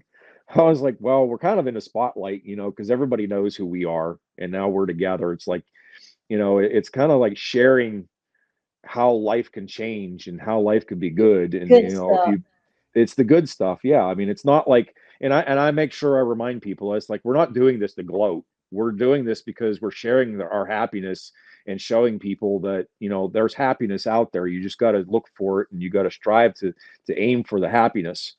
Um, so, she made that comment, are we sharing too much? And then Gwen Purcell, she jumps on there and makes a comment. And she's like, "Oh my gosh, I love seeing you guys and seeing your adventures. You guys are so happy together and you're having so much fun. And I'm going to hate whenever your vacation's over with because your adventures are going to be over." And she commented back, she's like, "Our adventures are not over. They're just getting started." you know, it's I, so I that see. validated how she felt about it, and she's like, "Well, okay, if they want it, they're getting it."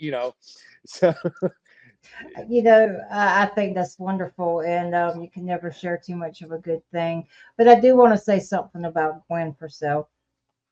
When I started my podcast last December, and being from law enforcement and having lost friends and such, and working in a military community, I can recall one night I spent half the nights talking to a service member out of suicide, knowing if I reported that his career was gone.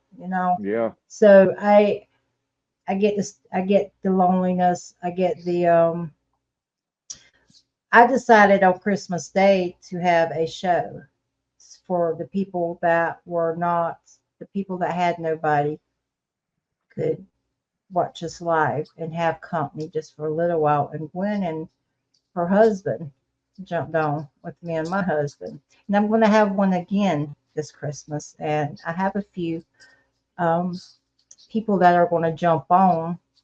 Um, so people don't have to be alone. They'll have company. And they basically what I'm going to do is I'm going to open my StreamYard up on my show, Okay. and I'm gonna send everybody a link, and people can pick an hour just to come in and talk about whatever they want. And I'm gonna try to, if I can get 24 people to do it for 24 hours, to have someone there to where they can interact with, talk to in a chat. You know, when this person's time's up and the next person clicks on their link and they can, or if they want to, jump in together, they can jump in together. I, so people will have someone. And I'm going to do that. So I don't know what you guys are going doing. I know everybody's business on Christmas. I'm not going to put you on the spot. But if anyone's watching, you included. If you want an hour, if you don't have an hour to give, you have 15 minutes to give while you're driving in a Sure. car somewhere.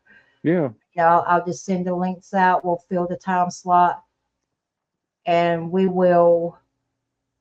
That would be my part of what you do, and we'll try to make that I'm gonna make it a tradition anyway, but we might as well, if you would like, do something that great in under Biker Bigfoot, and I would like to do that. Awesome. That would be great.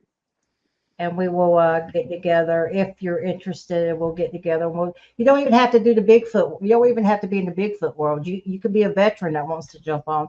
I've got an 80-year-old veteran that was supposed to come on the show, and he's having heart surgery. And he served in Vietnam, and he called me the other night. We talked about 2 hours, and he wants to come on and tell a story. When he was supposed to come live, but he ended up in the hospital.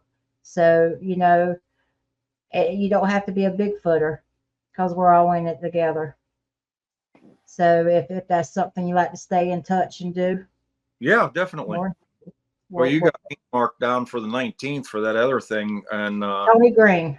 I looked at the calendar, and we're going to be heading down to North Carolina that day, so I'll be down there whenever we talk. Oh, that's fine. Yeah, you'll be with Tony Green. You'll love Tony Green. That's when people can come back October the 19th, and that'll be next weekend, where they can actually hear about your Bigfoot experience. And you and Tony can just converse. Tony's a great guy. I love networking people, and Tony's a good one too. And I love to connect people. And you're just two people talking about your experiences, tossing around ideas. And he's a great person. And he may give me some time on Christmas Day.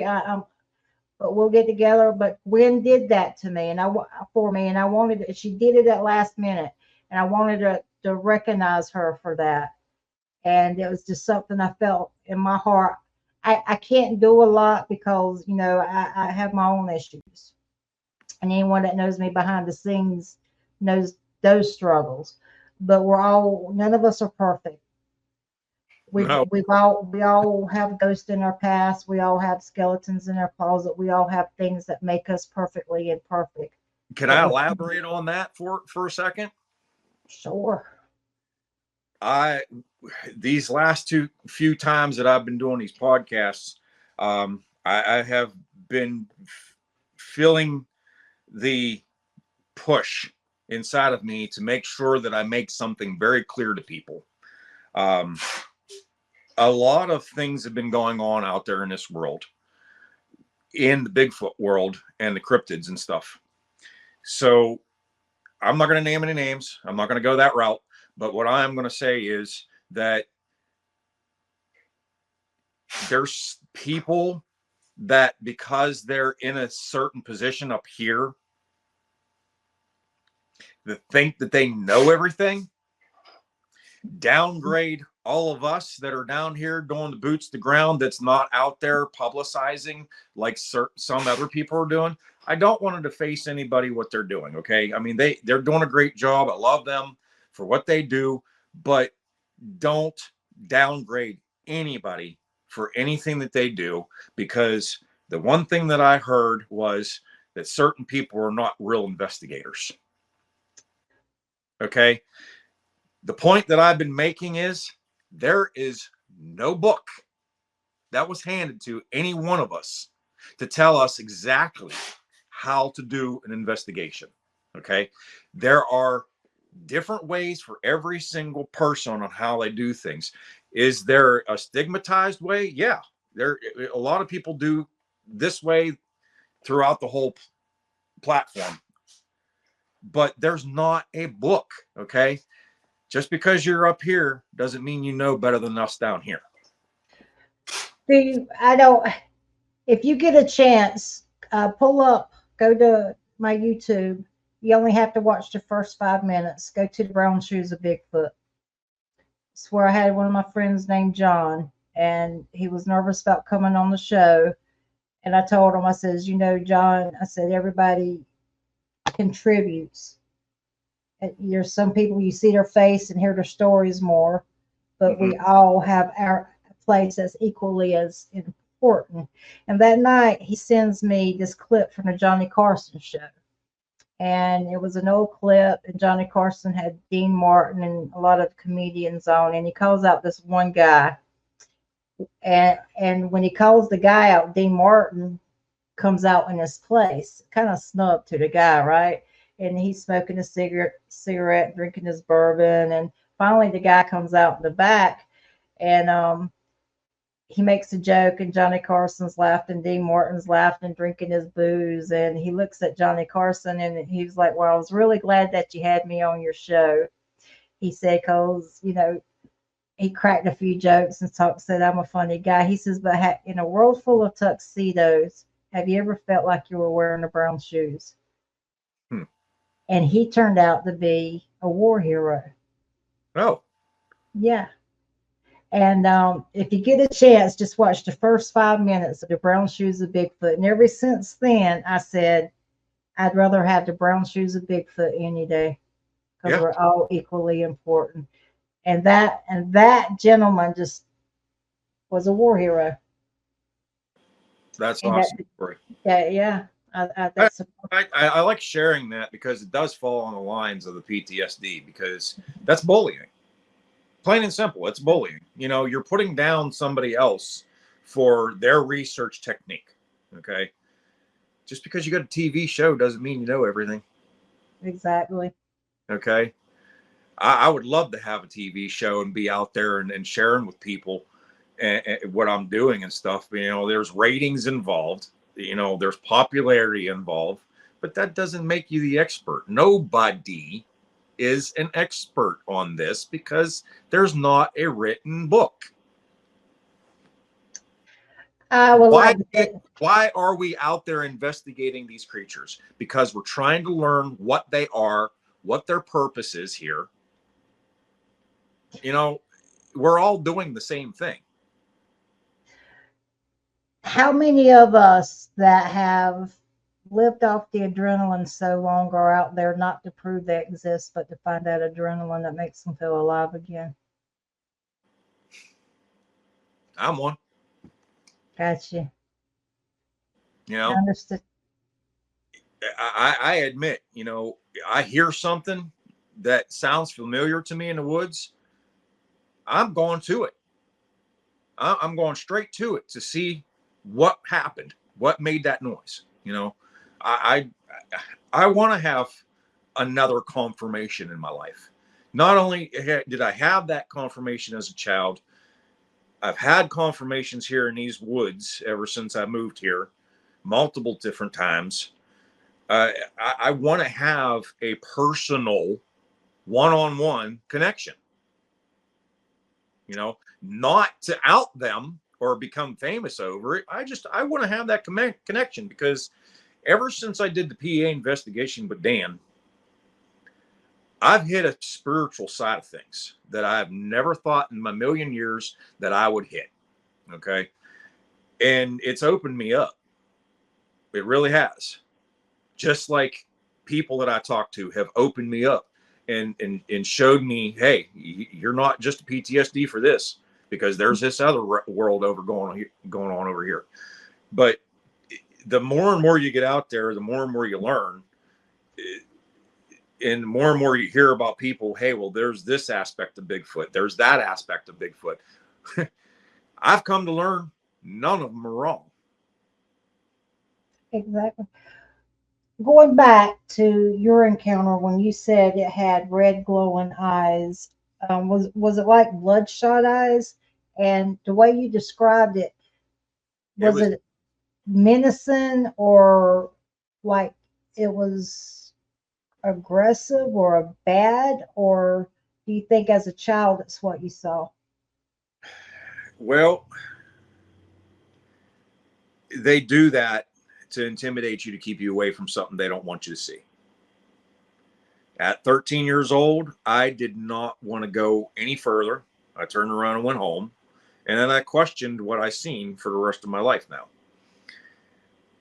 And why did I see that? Now, what I believe now, since I've gotten into the spiritual side of this and where I have gone in this field, that happened because it was supposed to happen to bring me in. Am I going to have another sighting like that again? Probably. Am I going to have other encounters? I hope so. Because I'm still looking for the truth behind what's going on with this thing and why it's here. Why is it so elusive to us? You know, what is it? You know, it has its own language. They do have families like us. They are watching us. I've even looked into the whole biblical side of the thing. You know, there's that aspect. You know, you said spiritually some things have changed the way you look at it. Is that what you're talking about? Well, no. There's two different aspects of spiritually. There's the biblical part of it where it's written in the Bible about the Bigfoots. They're called Nephilims. They're perceived as watchers, which, as you have seen multiple evidence, they're standing there watching people. Yeah, they're mostly watching women and children because they're learning behaviors of children because it's interesting to them. They stand back here up in the woods where we can't see them, and they watch. But the other side of the spiritual part of it is that they could be present without being present. Explain. So there is a spiritual side of a lot of things, and I've been learning a lot about that. Christy's been helping me with it as well. She's encountered some things and has been walking me through it. And it happened to me up in the mountains, and Dan and me, myself, and the two girls that were up there, they have premonitions and they have visions and stuff like that. I've been learning about this stuff, and it happened to me in the mountains in PA, where I had a vision of 5 tall Bigfoot standing in front of me. Plain as day, there's nothing there, but I seen them in my head. And it was a spiritual connection that they had. They basically put that in my head that I could see them. So that was them coming forward to me. Instead of them being in a physical form, they spiritually presented themselves to me. I was speaking. I was speaking with a gentleman the other night. He has a documentary. Works on a documentary called "The Bigfoots of Michigan." When he started his journey, great guy, by the way, great guy. If you've never talked to him, please reach out to him. You guys can do great things together. But what you said resonates to what he told me. Actually, the night before last. As he started going out in the field and he was interviewing people and getting into the subject, started having experiences. And he knew they were around, knew they were around. He heard one day in his head, one speak to him and says, "Thanks for friendship. Thanks for friendship." And that is exactly what, pretty much what you just said. And he said, just out of the blue. She has a little bit more of an insight to it, so they've actually spoke to her, and it was something that I was saying that they answered back to me through her, and it made perfect sense of what was going on. And I've so far what I've noticed is that women have a stronger spiritual sense. Just women that I've known. I haven't come across men that have, but I'm opening. I do have some Native American friends, and I've been talking with them off and on and trying to learn their aspect of things. And I'm trying to open up my third eye to be able to understand all this stuff and be able, because I feel like this is the way that I'm going to be connecting with them. But there was something else about this that really intrigued me, is some of the things that have been going on back here. They have actually been watching over my property ever since they've learned about me, because I heard the call. I went into the woods to investigate. I've been back there investigating off and on over the years. And I've been wanting to go back recently because I know that there's some new things going on that I want to go back and try to investigate more information that I've learned. Basically a location where they are at. But it was said to her to let me know that they don't want people brought back there if I'm coming. They do not want to be publicized. They do not want to be having all kinds of people coming back there, including me, actually. They don't want to be bothered. But as far as them, the spiritual thing, ever since I've started to open up my mind and paying attention to different things, something I never thought I would experience in my life was a shapeshifter. It happened right here in my backyard. It was really crazy, interesting thing that happened. And I never thought in a million years I would experience this, because I've been so much into Bigfoot. But, now that I've become friends with so many different aspects of people, I've been opening myself up and listening to their stories and like learning the other cryptids. Shapeshifters is one of them. Bigfoot shapeshift. They presented themselves as deer up here. The shapeshifter was a deer, but it wasn't a good entity. We actually ran it off. We stood our ground, got it to leave. It's just you gotta understand how to perceive things, is what I'm learning. One of the things, and I have to give my husband credit for this because he's a very spiritual person. Everything's in frequencies. Everything, high frequencies, low frequencies, and the lower the frequencies, the more negative it is, and everything goes in frequencies. But he was also reading that. Do you know how you often hear in the Bigfoot world how you catch things out the corner of your eye? Mm-hmm. I know in Uwari I caught something like a big black blob just down the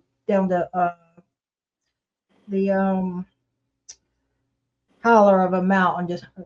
It went. I said, "Wow, that just was so fluid and it was just effortless." But there was something about energy and the when you catch something out of your peripheral. But he explained to me why you see it out of your peripheral, and I wish I could remember how he put it to me. But there's something about the frequencies and the spiritual part of the energy that focusing on it.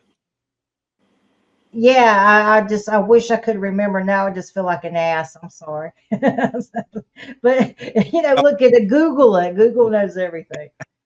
What was really interesting is whenever I show people the picture of whenever this shapeshifter was presenting itself, um, she got a picture of it, and it was at night, and I had a spotlight on it. But something else presented itself in the picture that we didn't see in person. There was a cloaked Bigfoot standing right there. Now, when you first started your journey, did you ever think you would say that out loud? No, I didn't. I never thought I'd say any of this or do any of that what I've been doing. It's just mind-boggling, to say the least. But So, I have to say, the journey is real, and I know I've got more coming. Especially since her and I got together. that's that energy. Yeah, it is. That's that energy. So when the Bigfoot was cloaking, take me to that experience. Well, there was a deer that was sitting up here, and I have a gifting rock sitting on the hillside, and it's like a yellow rock, and I have had a shell sitting on top of it that was gifted to me a while back. It was painted like an alien, but the paint has wore off over the years.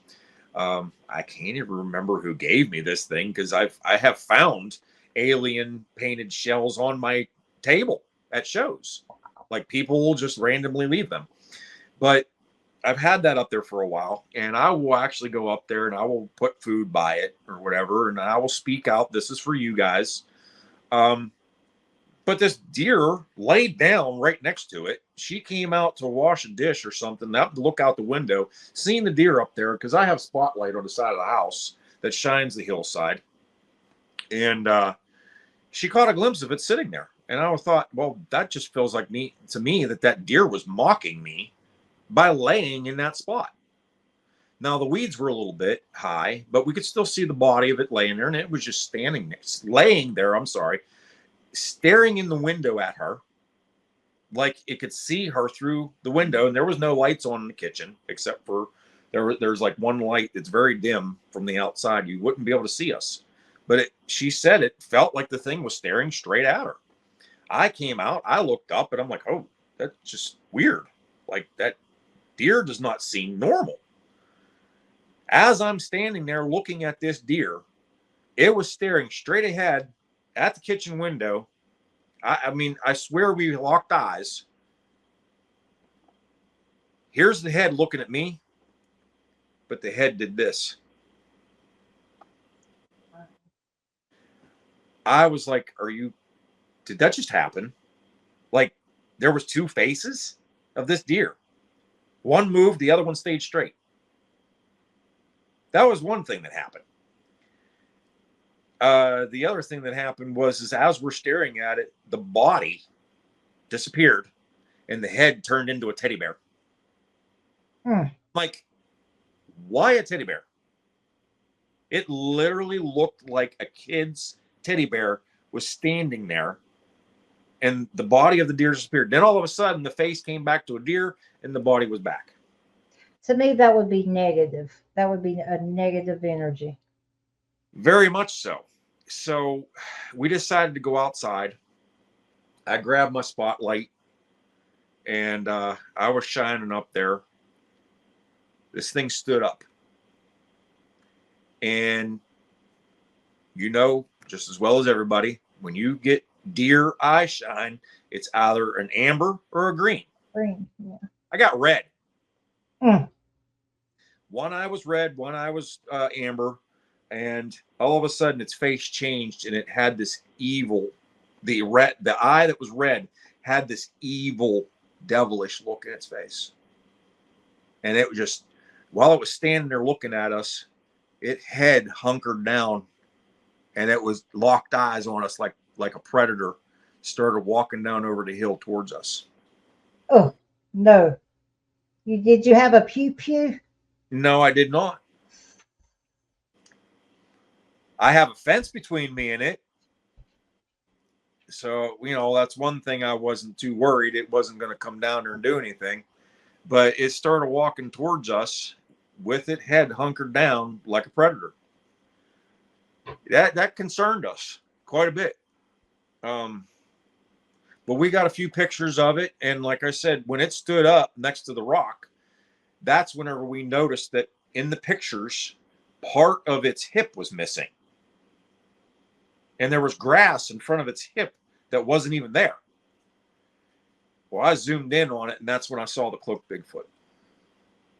It was an outline that you cannot miss. It was shoulders, arms, no neck, pointed head. Cloaked Bigfoot. And there was a of the leg. That's why I was seeing grass over the leg. Every time I show somebody this picture, they say, "What's wrong with that deer's butt?" I said, "Look, zoom in and look closer." And they see what I saw.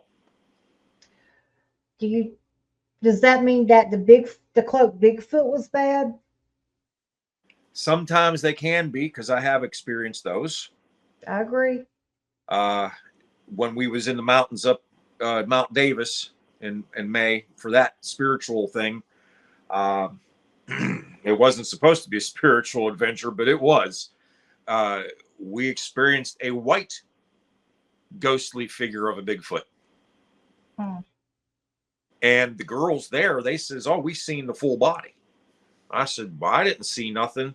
And right after I got done saying I didn't see nothing, I saw a white arm come out from behind a tree and go back in. I was like, "Whoa. Did I just see what I thought I saw?" And they looked at me and said, "Yep, you did." Right then and there, I knew I was experiencing spiritual things, because that creature was not there. And what we found out what it was is it was a Bigfoot that was rogue from the clan. And so yes, there are bad Bigfoots, just like we have bad humans. Now, what makes you think, why did you come to that conclusion it was a rogue? Because it was alone, or because you got a bad feeling, or because the spiritual side of things told us. Yes. There was a spiritual communication that we found that out. There was actually 5 different clans of Bigfoots around us up in the PA Mountains. Incredible. We had multiple knocks around us, flanking us. I heard grunting through a parabolic mic. They were mimicking an owl, and we were surrounded by that. I heard the first owl through the parabolic mic, but the other owls, I had one ear off and one ear on, and I was listening. I could not hear the owl through the parabolic mic, but I could hear it with my naked ear. That's when I knew that they were mimicking and they were surrounding us. And we were getting into an area that they didn't want us to be. Have you ever been escorted out the woods? That was what happened. Yes. Now, we were also escorted out of the woods because we were lost. They were helping us at one point. Yeah, this is an interesting thing. Dan and I and 2 girls went on a hike. We got off the beaten path and we're walking down through the woods. And we're getting into some heavy brush and briars and muck and everything else. We were getting tired. We was out there for 5 hours. And we would whoop just to get each other's location if we get out of sight. So Tara, she got real tired, and me and Faith were like, we need to get her up over this hillside, which was rock hillside and briars. We found a way out, and Dan went on ahead and went up around, and there was an opening clearing above us. So we made it up over the rock face. Dan had continued on. I heard him holler out, and we started getting closer to the open field. But we couldn't tell our location just yet because we were in the thicket of mountain laurel.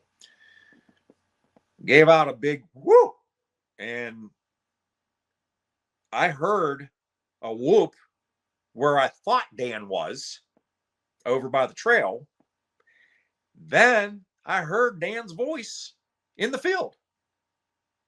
Now, you're talking about Daniel Benoit. Yes. When you say Dan. Yes. It wasn't Dan. Dan was over here in the field telling us that he was in the field.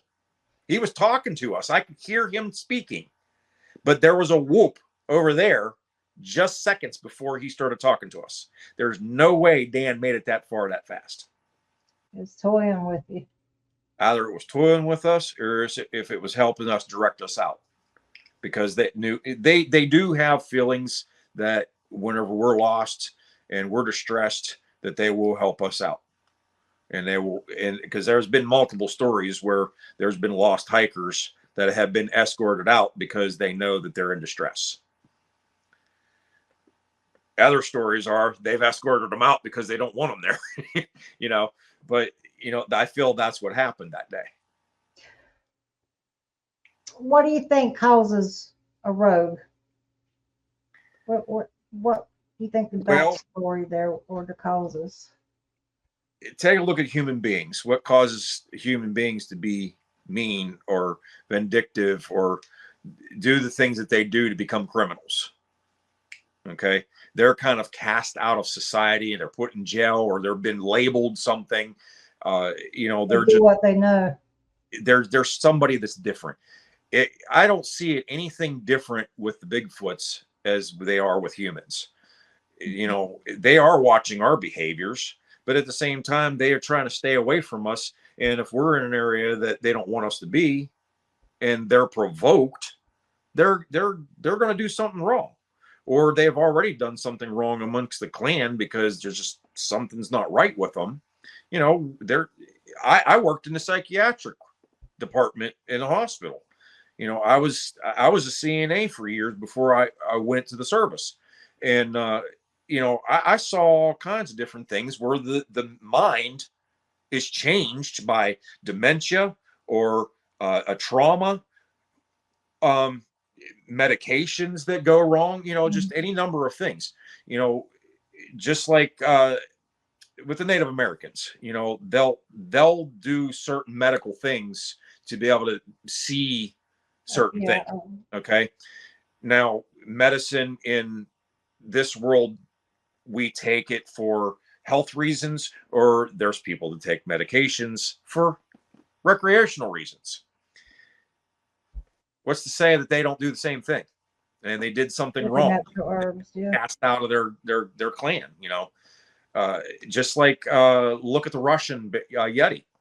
It killed those 9 hikers. What happened that caused it to do what it did? It's Dalton Pass. Talking about the Dalton Pass. Yes. Yeah. It's not unheard of. I mean, things happen that changes somebody or something to make them what they are. Do we take our traumas and we better ourselves and get out there and help people? Or do our traumas take us to the level that we're just going to become something that is so unimaginable that it's just going to be a negative thing? It happens. I imagine people don't help the scenario either, because we have a tendency, and people argue all the time when I say this, but I don't care. It's my opinion. We have a tendency to ruin everything we sort of protect or touch. Yes. We ruin our forests, our water. You can't drink out the streams. We are our own enemy. Mm-hmm. We are the most dangerous animal on this planet. I'd be wary of us too. And people share those memes on Facebook. I'm with Bigfoot. I want to be away from people too. I mean, they're not wrong. I mean, they think it's funny on Facebook, but it's real. There's people that are going off the grid just to get out of public sight. I totally get that part. Let me tell you, I go to Walmart and I'm like, damn, I need to live off grid for a while. That whole Walmart thing is just a whole other story. That's so let me ask you this. Do you think so many people are having experiences, or there's an uptick in it, that people are talking more, or B, because there's a thinning of the veil?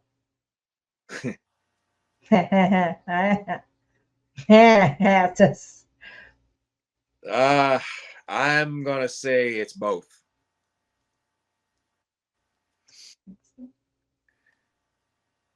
The chiming of the bell is coming.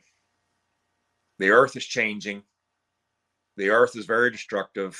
It's coming, and people are talking more because they're having more sightings, because there's more people out there looking. People are less and less afraid that they used to be to get ridiculed. There are still those people in society that are afraid of the ridicule, but there's others that are out there seeking the unknown.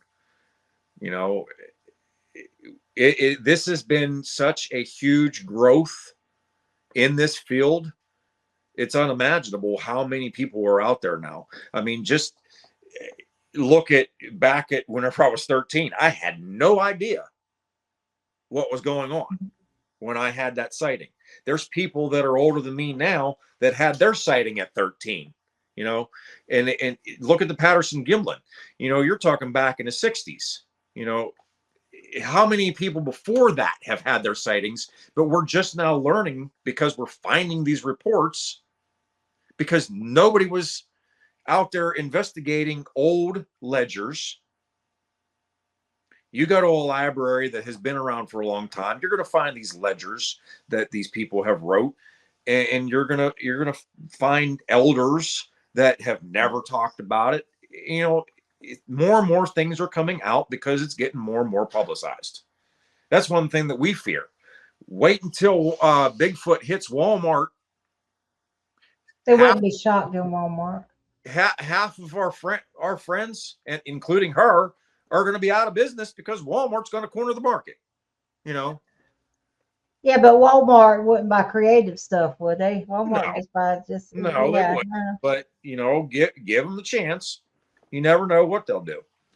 But Nah, I don't think. It's becoming so commercialized and more public that people are getting more and more aware and accepting it. I mean, look at the skeleton thing. You know, there's pages on Facebook that have these 12-foot skeleton pages. There's so many people out there that are into this that we had no idea. You know, she brought me into, I was always interested in it, but she's brought me into it big time. And now we have a whole family of them and we're not done yet. Perfect. We're shopping on Marketplace trying to find more to put in the yard. I want a whole army out there, you know. Army of Darkness, my favorite movie.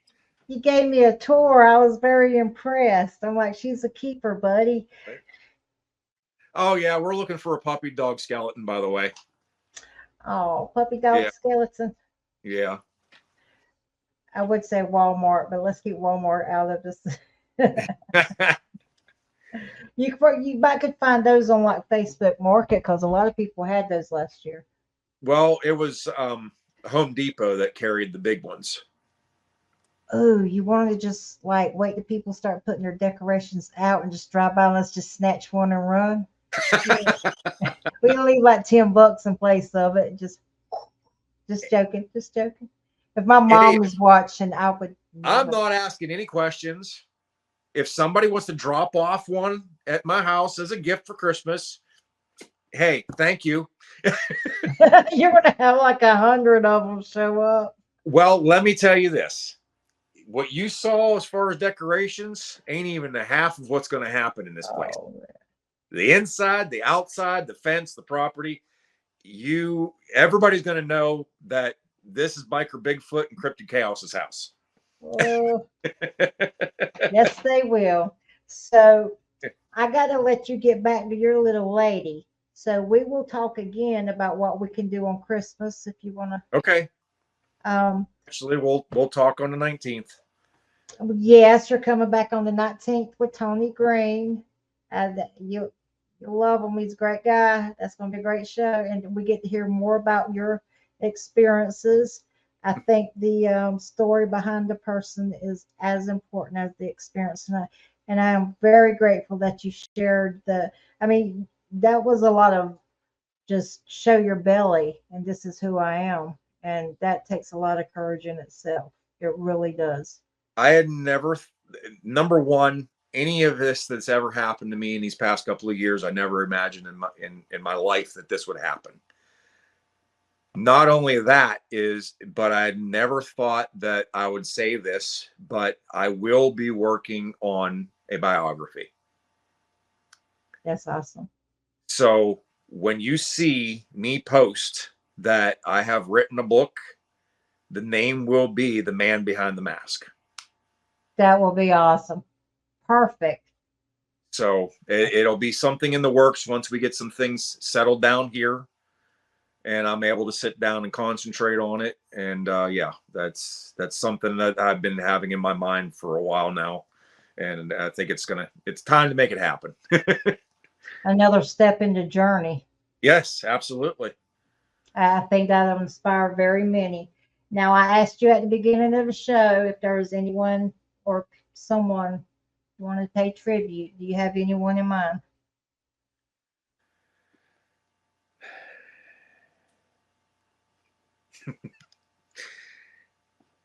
There's a lot of people on my mind that I would pay tribute to. The person that I always look up to most was my grandfather, Robert Howes.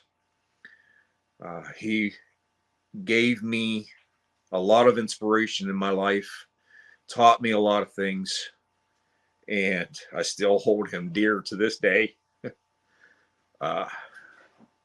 He was a Navy frog. I know that goes way back in some teachings of the military days.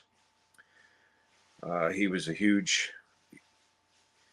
path for me to learn from. And it carries on through my aunt, his daughter, and I see him in her, and she's always there for me when I need her, and a big fan of mine for what I do. And I know that Pap's out there watching over me and seeing me through everything I'm doing. So yeah, that's the first person I look up to on everything I do. That was very touching, and I refuse to let you make me start crying. That's everybody needs a good pa in their life. It's a good pa. There's I want to thank that my aunt reminds me of all the time that my grandfather always said, and it follows right in line from everything that I do. Whenever you're down, this isn't part of the quote, but whenever you're down, this is something that you can always think about, because he was a great inspiration to a lot of people, as I guess I have been as well. So I guess the apple doesn't fall far from the tree. The sun will rise again tomorrow. That's it. That was one of the most powerful things I've ever heard when my aunt told me that was a saying that he always said. The sun will always rise again tomorrow. So give it another day if you ever think that things are so bad that you can't take it anymore, and make that wrong choice in life, because there always is another chance the next day to start over and do it again and make it right. The sun will rise again tomorrow. I love that. That's why my grandfather was such an inspiration. Wow. Thank you for being you. And thank you for what you do for the community and the people. It's my pleasure. You thank that beautiful lady for standing by you, because I'm pretty sure you give as much to her as she does to you. And I'm glad you found someone to take that journey with. And I'm grateful. I'm very grateful to have her. Yes, I love happy endings. That's what fairy tales are about, aren't they? Absolutely. You got the ultimate Bigfoot fairy tale, brother. Absolutely. Yeah. Sutton, West Virginia, 2025. Ron, Kristen, thank you. And I'll see you again on the 19th. And it was a pleasure to have you on tonight. Thanks for having me. All right. Bye.